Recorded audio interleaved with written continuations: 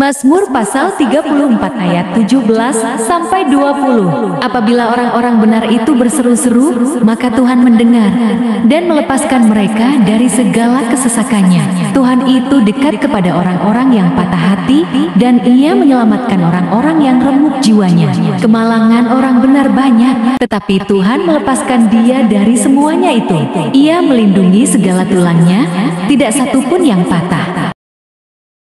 Yesaya pasal 40 ayat 28 sampai 31. Tidakkah kau tahu dan tidakkah kau dengar? Tuhan ialah Allah kekal yang menciptakan bumi dari ujung ke ujung. Ia tidak menjadi lelah dan tidak menjadi lesu, tidak terduga pengertiannya. Dia memberi kekuatan kepada yang lelah dan menambah semangat kepada yang tiada berdaya. Orang-orang muda menjadi lelah dan lesu, dan teruna-teruna jatuh tersandung. Tetapi orang-orang yang menanti-nantikan Tuhan mendapat kekuatan baru. Mereka seumpama raja wali yang naik terbang dengan kekuatan sayapnya. Mereka berlari dan tidak menjadi lesu. Mereka berjalan dan tidak menjadi lelah. Roma pasal 8 ayat ke-28. Kita tahu sekarang bahwa Allah turut bekerja dalam segala sesuatu untuk mendatangkan kebaikan bagi mereka yang mengasihi Dia, yaitu bagi mereka yang terpanggil sesuai dengan rencana Allah. Galatia pasal 6 ayat 7 sampai 8. Jangan sesat. Allah tidak membiarkan dirinya dipermainkan, karena apa yang ditabur orang itu juga yang akan dituainya.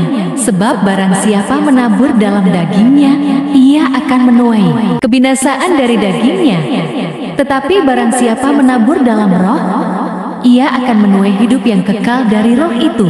2 Korintus pasal 9 ayat ke-7. Hendaklah masing-masing memberikan menurut kerelaan hatinya, jangan dengan sedih hati atau karena paksaan, sebab Allah mengasihi orang yang memberi dengan sukacita. Yohanes pasal 10 ayat ke-10.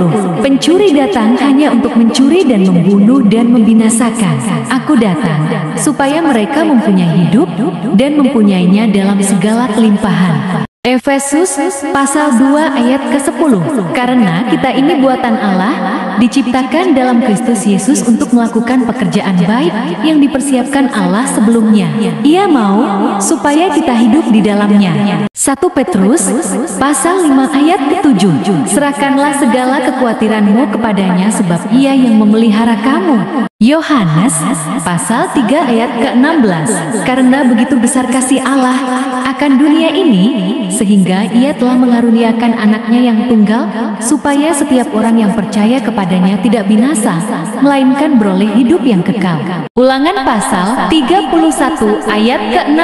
Kuatkan dan teguhkanlah hatimu, janganlah takut dan jangan gemetar karena mereka, sebab Tuhan Allahmu, Dialah yang berjalan menyertai engkau. Ia tidak akan membiarkan engkau dan tidak akan meninggalkan engkau.